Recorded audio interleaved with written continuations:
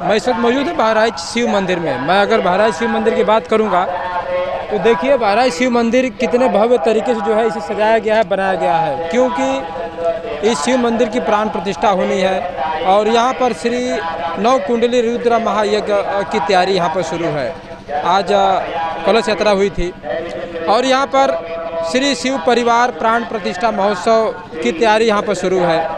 हमारे बीच में आचार्य श्री रामाधार दास जी महाराज हैं, जो सिद्ध पीठ श्रीनाथ मठ से है। यज्ञ शुरू है।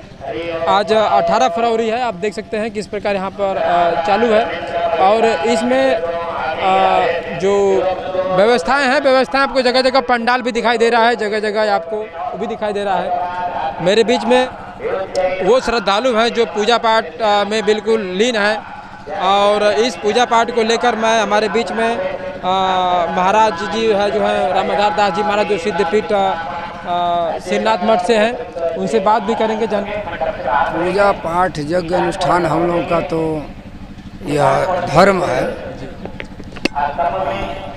तो मानव जीवन में पूजा पाठ, सत्संग, धर्मोपदेश हम लोगों का यह बहुत ही अनिवार्य जीवन है। ये मानवता को संदेश हम लोग इस यज्ञ के माध्यम से देते हैं।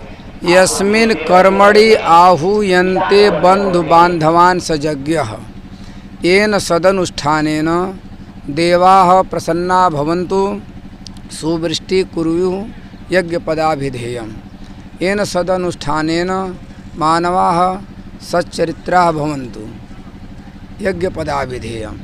जिस आयोजन से, जिस कार्यक्रम से, जिस अनुष्ठान से लोग एक दूसरे से मिलते हैं, पारस्परिक प्रेम, सामाजिक समरसता, प्राकृतिक संतुलन, सर्वजन कल्याण, भगवत भक्ति, यही हम सबका उद्देश्य है यज्ञ कराने का। यज्ञ शब्द का स्वरूप है, यज्ञ शब्द इसी तरह से बनता है, देव पूजा, संगति, करण और दान, 3 क्रियाओं से यज्ञ शब्द बनता है। तो हम सबका यही सनातन धर्मावलंबियों का वैदिक मार्ग अपनाना, तो इससे समाज में यही संदेश जाता है। इसमें सभी वर्ग के लोगों का कल्याण होता है, सभी लोग। सर्वे भवन्तु सुखिनः, सर्वे सन्तु निरामयाः, सर्वे भद्राणि पश्यन्तु माँ कश्चित् दुख भाग भवेत्। इसी मंगल कामना के साथ यह कार्य होता है। किसी संप्रदाय विषय का है नहीं, किसी पंथ तंत्र मंत्र का नहीं। वैदिक सनातन मंत्र का धर्म का तो है ही है, लेकिन इससे सबका कल्याण। देखने में आता है कि कलयुग और सतयुग की बात करेंगे, सतयुग कलयुग की बात करेंगे तो इस समय कुछ ऐसी प्रवृत्तियां फैल चुकी हैं जो एक साधारण रूप में होना चाहिए, वो कहीं न कहीं चोरी चपाटा चाहे अन्य भाव में लोग आते हैं और उसको ज़्यादा उसकी प्रवृत्ति फैल चुकी है। ऐसे में क्या संदेश देना चाहेंगे?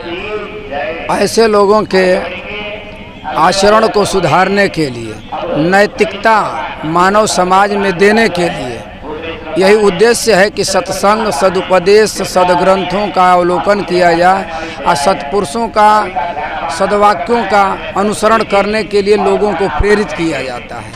अब बिना सदुपदेश से संस्कार नहीं पड़ेगा। अब बिना संस्कार का चोरी चमारी, व्यभिचार और उदंडता ये नहीं जाएगी। इसलिए सदाचार बहुत ज़रूरी है और सदाचार तभी आएगा जब सच्चरित्र होगा, सदुपदेश होगा, सदग्रंथों का अवलोकन होगा, सत्पुरुषों का सानिध्य मिलेगा। इसलिए कहा गया है महत संगस्तु सेवनीयः दुःसंगम त्याज्यम। दुष्ट जनों का साथ छोड़ा जाए और सत्पुरुषों का आश्रय लिया जाए। सत्पुरुषों के आश्रय से, सत्पुरुषों का साथ करने से सद्गति होती है और दुर्जनों का साथ करने से दुर्गति होती है। इसलिए आज के समाज में जो नैतिकता से, मानवता से लोग दूर हो रहे हैं, तो इस प्रकार के आयोजन, सदुपदेश बहुत ज़रूरी है। नौजवान जो नई पीढ़ी आ रही है, कहीं न कहीं नशे में ज़्यादा लोग इस पर लिप्त हो रहे हैं, ऐसे लोगों ने क्या करना चाहिए? इन लोगों के लिए भी यही है ये भी जो नशा से कैसे मुक्त है, जब बिना हम उपदेश बिना शिक्षा का नहीं होगा ना, तो शिक्षा देना हम लोग का काम है।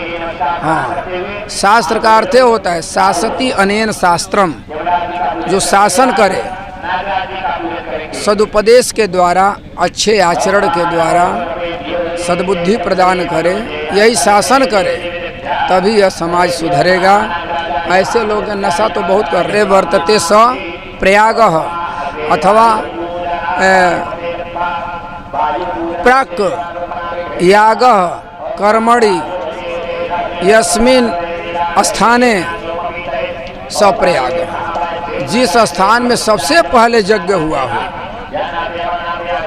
ब्रह्मत्याजी ब्रह्म सभा में या देवताओं ने सर्वप्रथम वहाँ यज्ञ किया था।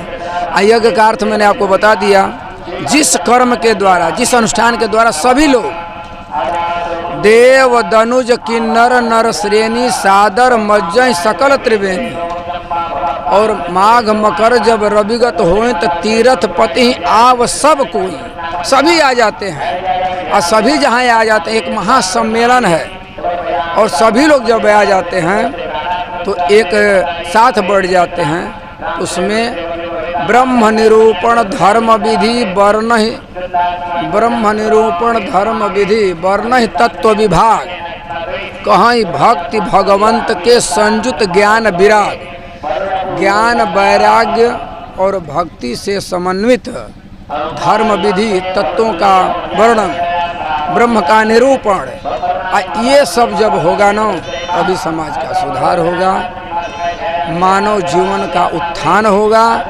जीवन में मानवता आएगी। नहीं तो मानव बन करके ही हम दानव के रूप में रह जाएंगे। मानव बनकर ही दानव के रूप में अगर सुधार नहीं होता तो बने रहेंगे। और मैं इस महायज्ञ में समय समय से आते रहूँगा, महाराज जी से बातें भी होती रहेगी। मेरे बीच में बात करने के लिए थोड़ा भी परिचय दे दीजिए। अनुज सिंह, युवा प्रदेश प्रभारी, भारतीय किसान यूनियन। हाँ, आज इस बहराइच में जो कार्यक्रम चल रहा है, बड़े स्तर में देख रहा हूँ कि बड़े भव्य तरीके से कार्यक्रम की शुरुआत हो चुकी है। क्या कुछ बताना चाहेंगे, कैसी तैयारी है और कैसे क्या इसका? तैयारी किसी एक व्यक्ति की नहीं है, ये पूरे समाज का एक योगदान है, और पूरे गांव के लोगों ने मिलकर इस मंदिर को बहुत ही अच्छे तरीके से, बहुत भव्य तरीके से इसको रूप देने का काम किया, इसको बनाने का काम किया।